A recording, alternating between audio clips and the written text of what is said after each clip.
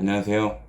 오늘은 생각보다 이제 온라인 사업 하시는 분들이 부업 하시는 분들도 많이 계시고, 아무래도 인프라가 이제 구축되지 않은 상태에서 시작하신 분들도 굉장히 많다고 생각이 들고요. 그리고 생각보다 제가 보니까 물건을 소싱하는 데 있어서도 굉장히 어려움을 많이 겪으시는 분들이 많으시더라고요. 뭐 한마디로 얘기 드리자면 브랜드사나 이제 제조사에 컨택을 할 때 두려움을 가지고 계신 분들이 많으실 거라고 생각이 들고요. 그래서 이번 영상에서는 이제 브랜드사나 제조사 컨택했을 때 이제 소싱하기 위해서 어떻게 두려움을 극복하고 성공적으로 소싱할 수 있는지 얘기해 보도록 할게요. 뭐 제품 선정이라든지 기본적인 내용은 여기서 다루지 않고요. 단순히 어떻게 하면 내가 고른 상품의 소싱 확률을 높일 수 있는지에 대해서 얘기해 보도록 할게요. 뭐 소싱하는 방법들 같은 경우에서는 여기서 다루지는 않겠습니다. 이제 소싱하는 거래처를 찾았을 때 우리가 어떤 식으로 행동을 해야 되는지에 대해서 얘기를 좀 해보도록 할게요. 뭐 제조사나 이제 브랜드사랑 소통을 할 때 기본적인 준비물이 필수겠죠. 명함이라든지 저는 기본적으로 회사 소개서까지는 갖추고 있어야 된다고 생각을 해요. 부업으로 하시는 분이든 뭐 전업으로 하시는 분이든 간에 이게 사실 제가 제조사의 입장이었었잖아요. 저도 제조사를 운영을 했었잖아요. 저도 공장 운영을 했을 때 저희 제품을 소싱하기 위해서 이제 온라인 유통업체들이 굉장히 많이 찾아오기도 했는데요.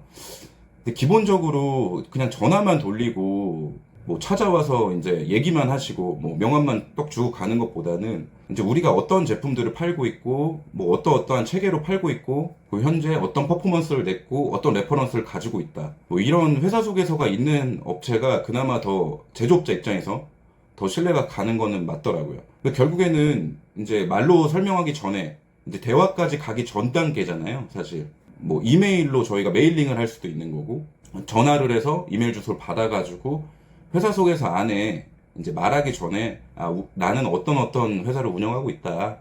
뭐 예를 들어서 내 스마트 스토어나 뭐 온라인 몰이나 뭐 이런 걸 운영하고 있는데 이런 식으로 운영하고 있다라는 거를 좀 보여주는 게 저는 좋다고 생각을 합니다. 그래서 소통하기 전에는 이 정도 준비물은 꼭 준비를 해주시고 제조사나 브랜드사에 컨택을 하셨으면 좋겠어요, 저는. 그리고 이제 이메일로 컨택했을 때는 이메일 바디를 쓸 때도 양식을 지키는 것이 굉장히 중요합니다. 간단하게 쓰는 것보다는 항상 양식에 맞게 안녕하세요, 뭐 땡땡땡 회사 땡땡땡 대표입니다. 로 시작해서 감사합니다로 끝나는 게 굉장히 중요합니다. 그리고 메일 하단에 회사명, 주소, 이름, 연락처 이런 게 들어간 서명 또는 명함의 이미지 파일을 설정해 놓는 것도 꼭 해두시길 바래요. 이제 회사와의 거래에 있어서 내가 단순한 개인 사업자라도 단순한 개인 사업자가 아닌 나도 한 회사의 대표임을 어필하는 게 굉장히 중요하다고 생각해요. 명함이나 제가 앞서 말한 이제 준비물들 이런 것들은 사실 완전한 기본입니다. 이 기본 정도는 갖추셨으면 좋겠어요. 이메일 바디나 이런 양식이나 명함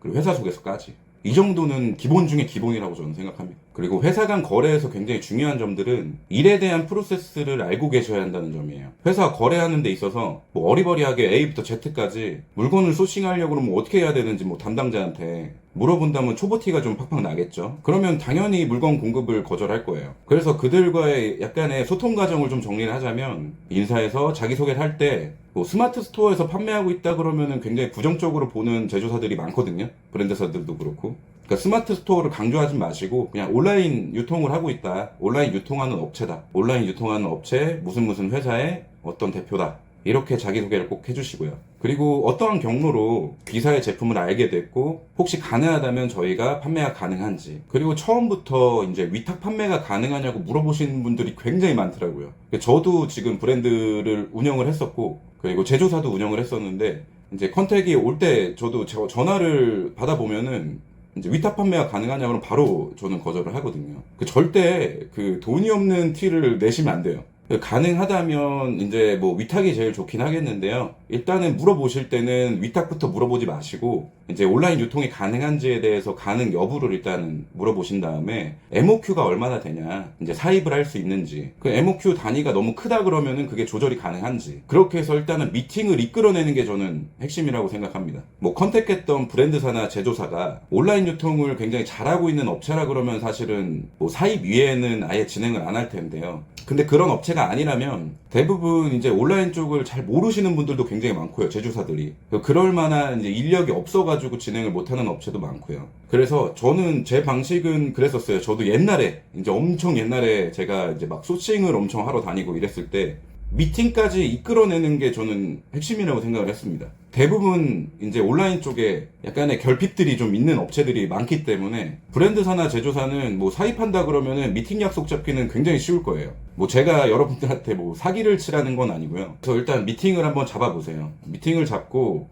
이제 설명을 할 때도 대부분 이제 이런 유튜브나 이런 거 찾아보시는 분들이 인사이트가 그 제조사 브랜드사들보다는 훨씬 더 많으세요. 뭐 SEO 최적화라든지 뭐 키워드를 잡는 방법이라든지 너무 많이 보고 배우시잖아요. 내가 그런 스킬이 있다라는 거를 만나가지고 어필을 많이 하세요. 그리고 브랜드사나 제조사들이 제일 많이 겁먹어하는 이유가 자신의 제품이 이제 최저가나 이런 것들이 잘 지켜지지 않을까봐 걱정을 하시는 분들이 거의 90%거든요. 그 내가 얼마나 이거를 잘 지킬 수 있는지 일단은 설명을 하시고, 사입으로 우리가 만났지만은 한 몇 주 정도 위탁으로 한번 돌려보면서 사입을 좀 고민해봐도 되겠냐, 이런 식으로 한번 제안을 해보세요. 대부분 위탁으로 안 주려고 하는 제일 큰 이유가 아까 말했던 이제 최저가 정책이라든지 가격이 흐트러질까봐, 이거에 대한 고민이 굉장히 많아요. 그래서 그거에 대한 믿음하고, 아, 이 사람이 뭔가 이런 온라인 마케팅적인 능력이 있는 사람이구나라고 딱 느끼기 시작하면은 뭐 100이면 100은 아니겠지만 어느 정도의 신뢰감으로 위탁을 줄 수 있는 가능성이 좀 올라가긴 합니다. 뭐 이런다고 되게 뜬금없이 이런 사람들도 있었어요. 뭐 자기네가 엄청나게 잘 파는데 뭐 1년에 뭐 한 200억, 300억씩 막 이렇게 파는데,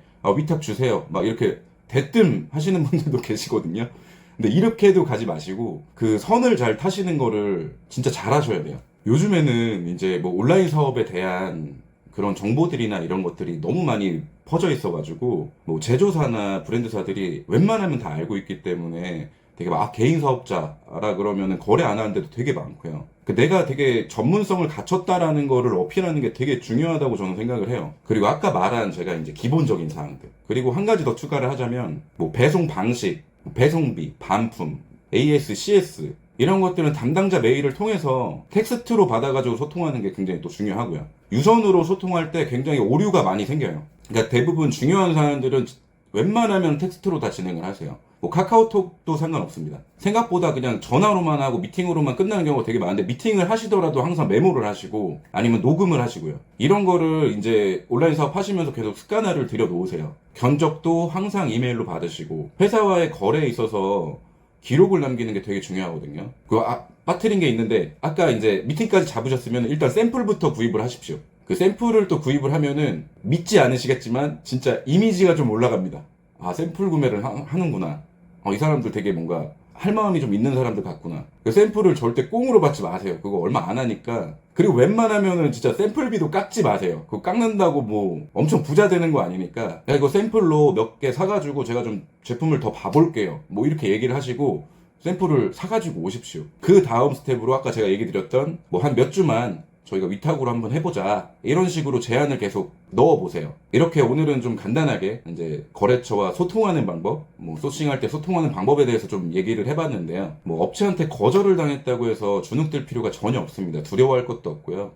왜냐면은 여러분들이 거절당한 게 아니고 여러분의 제안이 거절을 당했다고 생각을 하시면 돼요. 소싱이라는 거는 원래 진짜 100%는 아닙니다, 절대. 뭐 내가 아무리 말을 잘한다고 해서 100% 될 수 있는 게 아니에요. 약간의 저는 심리전이 있다고 생각을 하거든요, 소싱을 할 때. 마지막으로 한 가지 더 팁을 드리자면, 저 같은 경우에서는 뭐 예를 들어서 이거 저희가 작년에 진행했었던 제품인데요. 안마기잖아요.